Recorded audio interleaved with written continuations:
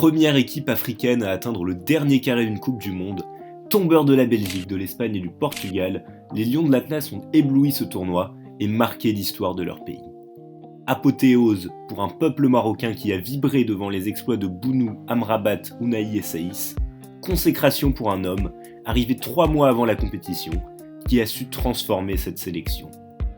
Héros national donc, et fier représentant d'une Afrique pleine d'ambition, derrière ce grand chef d'orchestre se cache un ancien sportif de haut niveau dont le parcours reste méconnu. Quel joueur était Walid Regragui? Salut à tous et bienvenue dans ce premier épisode de Quel joueur était. Dans cette série, on parlera des passés de joueurs des grands coachs. Alors on s'intéressera aux entraîneurs de clubs, aux sélectionneurs, français ou étrangers. Et aujourd'hui, comme vous l'avez compris, on commence par le sélectionneur marocain. Né à Corbeil-Essonnes en région parisienne, Regragui baigne dans le football puisqu'il est licencié à l'AS Corbeil-Essonnes et participe régulièrement à des tournois interquartiers. Mais le franco-marocain reste longtemps dans l'anonymat. Jusqu'à 22 ans, il continue de jouer en équipe jeune. On est clairement loin des standards de précocité actuels.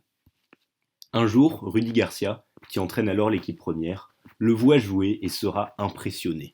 Je suis allé voir les juniors, l'équipe 3, et j'ai vu ce joueur longiligne, rapide, adroit, avec du tempérament, et je me suis demandé ce qu'il faisait dans cette équipe. Regragui est alors promu avec les seniors, puis transféré 1 an plus tard au Racing Club de France.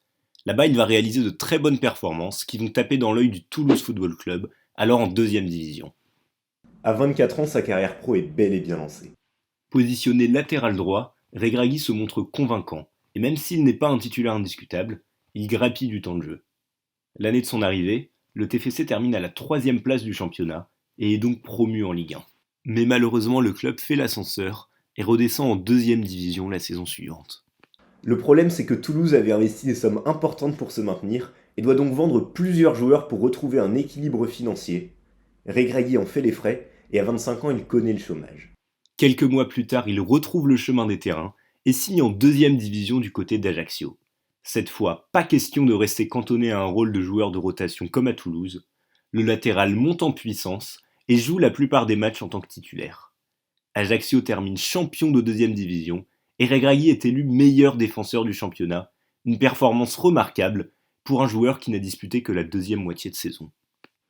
Sa carrière prend clairement une nouvelle dimension et il est donc sélectionné pour la première fois avec les Lions de l'Atlas.